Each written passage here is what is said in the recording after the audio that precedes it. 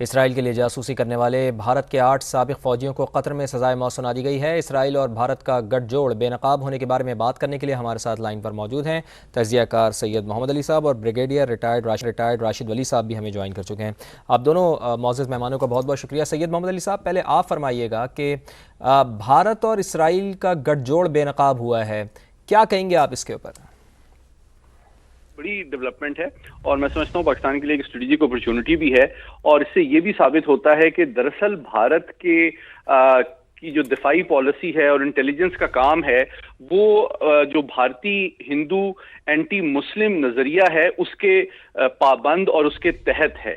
यानी कि सिर्फ उनकी जो नफरत और इंटेलिजेंस और ऑपरेशंस हैं दीगर ममालिक के खिलाफ दहशतगर्दी फैलाना या उनके कौमी राजों के खिलाफ काम करना या हसास प्रोग्राम्स की इंटेलिजेंस गैदरिंग करना, वो सिर्फ पाकिस्तान या कश्मीर तक महदूद नहीं है। भारतीय डायस्पोरा को जो अरब ममालिक में नौकरी दी जाती है किसी भी शोबे में, दिफाई कॉन्ट्रैक्टर के तौर पे या किसी भी और कंपनीज में, तो वो असल में रिटायरमेंट के बाद भी अपनी इंटेलिजेंस एजेंसी के लिए ही काम कर रहे होते हैं। और कतर में 8 भारतीयों को सजा का जो मामला है उसमें एस जयशंकर ने ओमान के विदेश मंत्री से बात की है। भारत के विदेश मंत्री ने ओमान के विदेश मंत्री से बात की है। पश्चिम एशियाई संकट को लेकर बातचीत हुई है।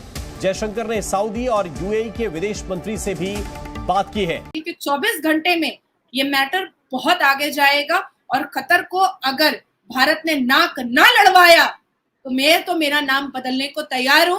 और मुझे पूरी उम्मीद है कि ये जो सरकार है भारत में नरेंद्र दामोदर दास मोदी जी की, कतर को भी पाकिस्तान, कनाडा और हमास की तरह नाक रगड़वा के ही रहा जाएगा कि 9 साल में भारत इकोनॉमिकली 3rd पोजीशन पर आ जाएगा, डिफेंस में 4थे पोजीशन पर आ जाएगा, इनकी जीडीपी 7.2% पे आ जाएगी। तो ये इन्होंने कभी सोचा नहीं था। इनके बायलैटरल रिलेशन जो है वो सारे दुनिया से बहुत बेहतरीन हो जाएंगे। मुस्लिम ममालिक भी भारत को अपनी पलकों पे बिठाकर रखेगा।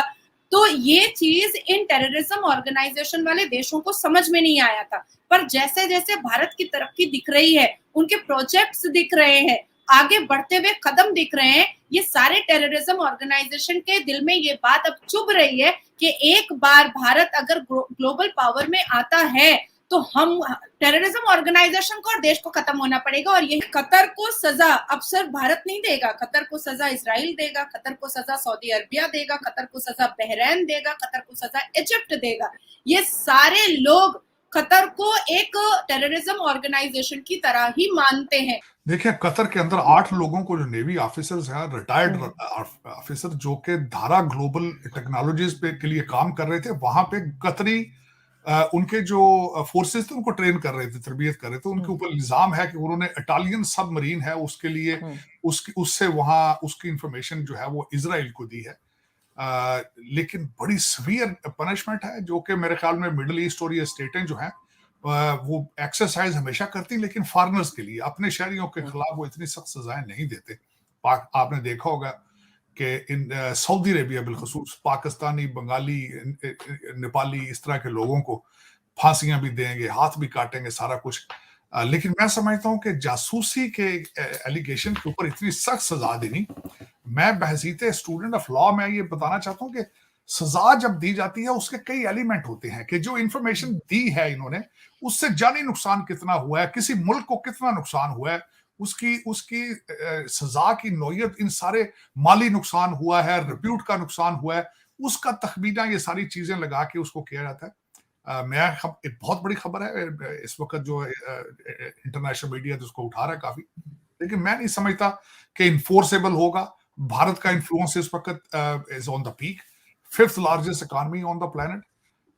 और फिर उसके बाद ये है कि उनका डायस्पोरा की स्ट्रेंथ जो है वो खैर उसमें 2 चीजें आती हैं कि वो उसके प्रोज एंड कॉन्स में वो कुछ चीजें प्लस हैं, कुछ नेगेटिव हैं।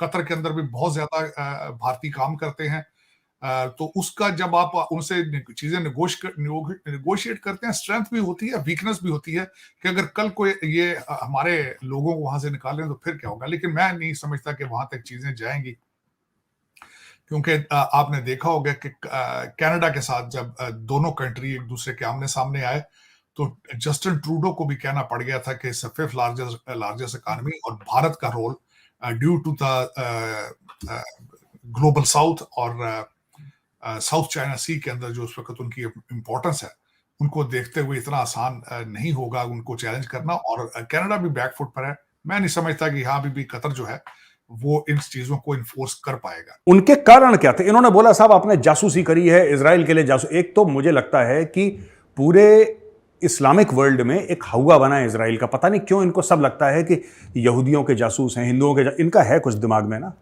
कई कंट्रीज हैं, सबकी बात नहीं कर रहा, लेकिन कई कंट्रीज हैं ऐसे इनकी थोड़ी सी दिमाग में कमी है। इनको हर बंदा यहूदी जासूस लगता है। एनीवे, इन्होंने बोला कि साहब इन्होंने यहूदियों के लिए जासूसी करी है, इजराइल के लिए जासूसी करी है। लेकिन वो कारण है कि किसने क्या करा है, एग्जैक्टली आपने क्या करा है, ये किसी को बताया नहीं उन्होंने। अच्छा, भारत और कतर की जो टाइज हैं, जरा मैं उसके बारे में आपको बता दूं। 2021 में India was the top 4 export destinations for Qatar. ठीक है, 13 बिलियन की बायलैटरल ट्रेड है। एलएनजी एलपीजी एक्सपोर्ट, मतलब इतना पैसा भारत ज्यादातर ये, क्योंकि कतर इसके अलावा तो कुछ बनाता नहीं है ना।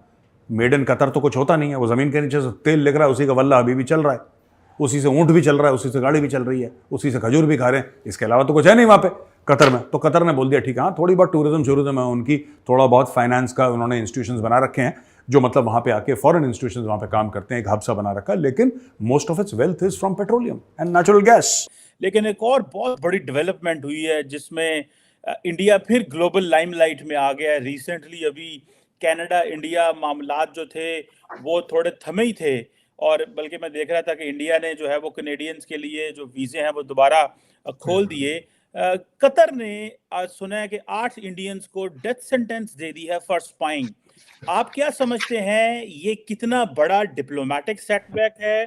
क्या इंडिया इस डिप्लोमेटिक क्राइसिस से बाहर आ सकेगा? क्योंकि और वो भी नेवी के लोगों को, और वो भी जो चार्जेस हैं वो स्पाइंग के हैं। इट मीन्स के उन्होंने, जो कोर्ट्स होती हैं अमूमन थोड़ी सजा देती है, लेकिन डेथ सेंटेंस तो हाईएस्ट पनिशमेंट होती है।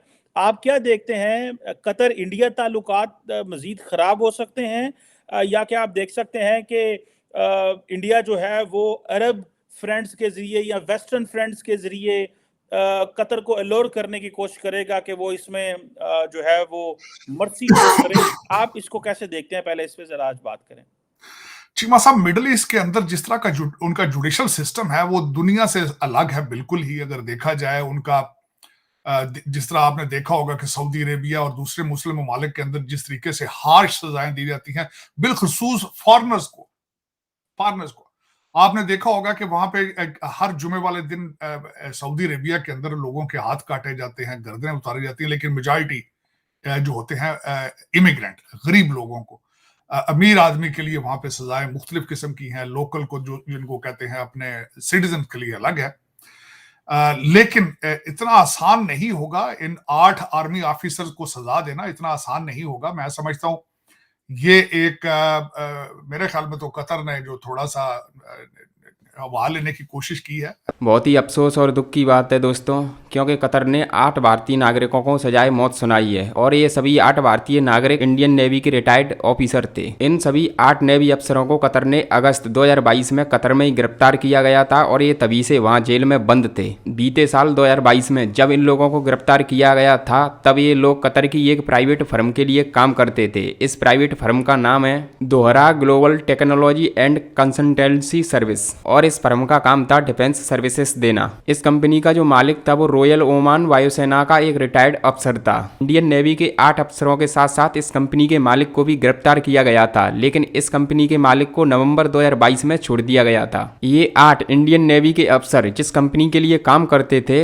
वो कंपनी कतर की डिफेंस फोर्सेस को ट्रेनिंग देने के साथ साथ इससे जुड़ी सेवाएं देती थी। मतलब इस कंपनी का काम डिफेंस से रिलेटेड था। और सबसे बड़ी और सबसे दुख की बात यह है कि कतर ने लगे इन आरोपों को सार्वजनिक नहीं किया। कतर वैसे भी एक ऐसा देश है जो हमेशा से आतंकवाद का समर्थन करता है, और इजराइल हमास वॉर में भी वो हमास का ओपनली समर्थन करता है। इसके अलावा आतंकी व संगठन जैसे मोहम्मद जो इंडिया के खिलाफ जहर उगलता है और आतंकवाद फैलाता है, उन लोगों को भी ये सपोर्ट करता है। कतर आतंकवादी संगठनों का समर्थन करने और उन्हें फंडिंग देने के लिए दुनिया भर में बदनाम है। दुनिया के 90% आतंकवादी संगठनों को कतर फंडिंग देता है, और इजराइल हमास वॉर में जो हमास है उसको भी कतर फंडिंग देता है और उसका समर्थन करता है। और कहीं ना कहीं ये आरोप इजराइल हमास वॉर से भी लिंक होते देखे जा रहे हैं। और जिस तरीके से इंडिया ने इजराइल का समर्थन किया था, उससे शायद इजराइल को मिर्ची लग गई हो और उसी के बदले में उसने ये फैसला लिया हो। इसके अलावा भी कतर कश्मीर मुद्दे पर भी भारत का विरोध करता हुआ देखा गया है कई बार। खैर, इस सब के बीच बीजेपी ने अपना बयान जारी किया है और कहा है कि वो कतर के खिलाफ कानूनी लड़ाई लड़ेगी और अपने अफसरों को वापस लाने की पूरी कोशिश करेगी। और इंडियन नेवी के इन अफसरों को कतर अगर सजाए मौत दे भी देता है तो ये कतर के लिए बहुत नुकसान की बात होगी। कतर को इसका अंजाम भुगतना पड़ेगा, टाइम चाहे कितना भी लगे, लेकिन भारत इसका बदला लेकर रहेगा और कतर को मजा छका कर रहेगा।